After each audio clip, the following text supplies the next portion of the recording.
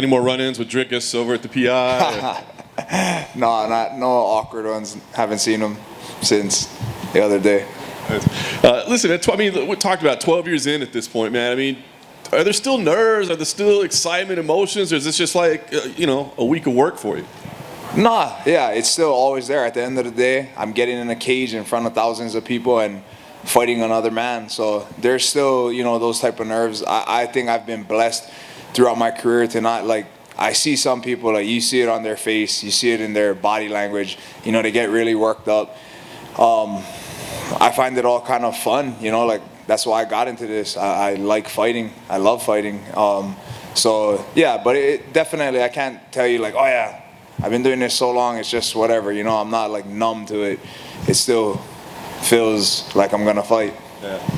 And fighting in Las Vegas, so, do you prefer that, like being here? I know it's home for you now, or do you wish you were getting to travel a little bit? Or? Nah, 100%. I love being here. I love being close to my family, my daughters, and it's just easier, like I get to go to my gym, I get to sleep in my bed, eat the foods that I'm used to eating.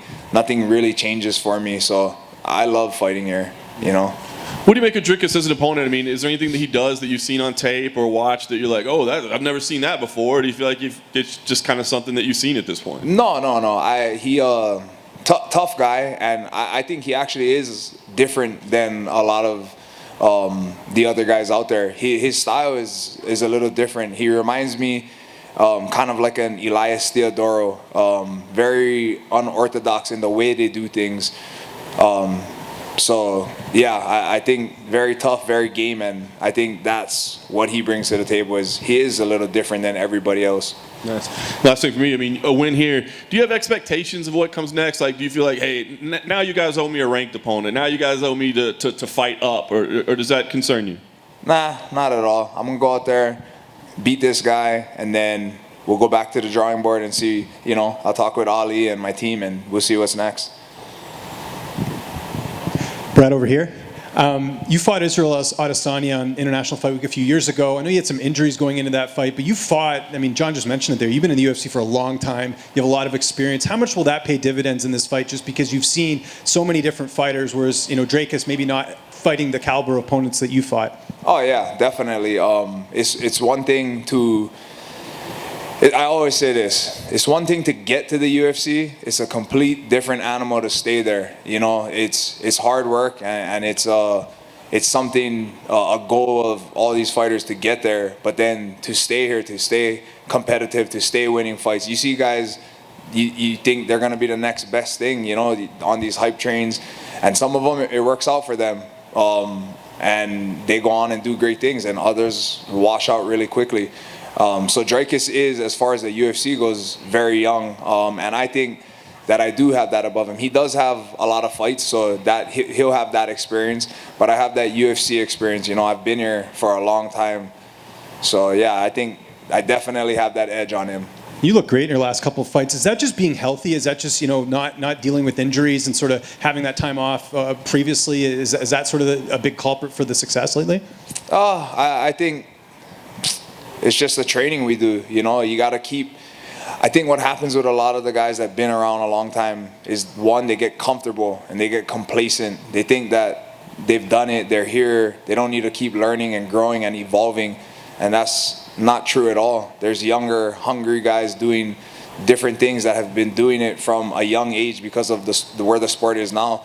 And you need to keep evolving your game so that you can constantly compete, and I think that's what you see.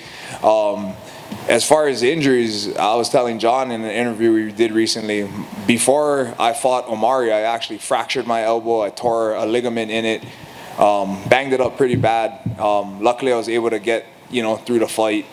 But we as fighters, I don't think anybody ever necessarily goes into any fight 100% injury-free. There's always something. And just last one for me. I know Edmund Shabazian's been doing some training in Vegas. Have you got to work with him at all? Just because, obviously you two fought each other. No, so we ran into each other, and he actually, he's such a cool guy. Yeah.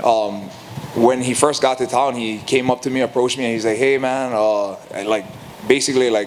plan to come and train at Couture's, and I hope that's, all right with you. And I'm like, yeah, no hard feelings. We fought, and I don't know, but I haven't seen him. He's been in and out, hasn't really trained with us too much. I know him and Sean been sparring a little bit over here at the PI, doing their thing. But no, yeah, we haven't gotten to train together yet. Brad, back here to your left. As James was saying, you've looked really good in your last 2 fights. 2 very tough opponents that may not sort of get the shine that maybe they rightfully deserve. 2 wins that'll age very well over the next couple of years. But where you're at right now, 34 years of age, we've seen what Glover Teixeira has done, made that great run. We saw Michael Bisping did at 185.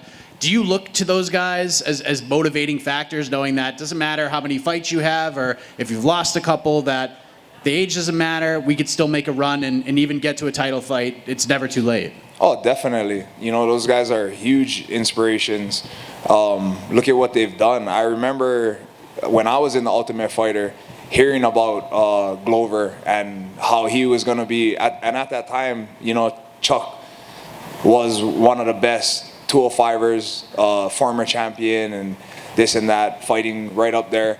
And even he said, you know, like, oh, Glover's going to be the next champion. And for visa reasons or whatever, you know, it held him out. I think had that not happened and he was able to come back to the States or whatever it may be and fight, I think he would have been like a long reigning champion a long time ago. But again, everybody's path is different, and you see the path that he took.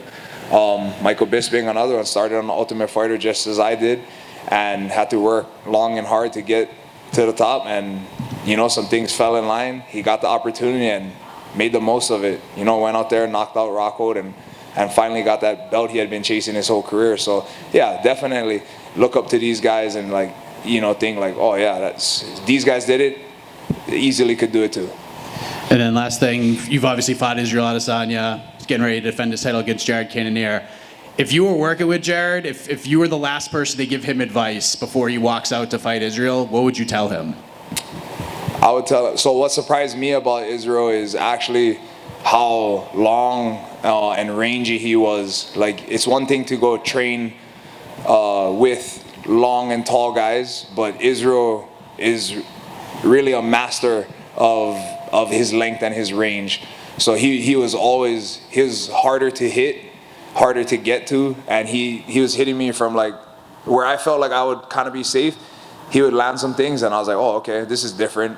So if I had to tell Jared something, I'll tell him that.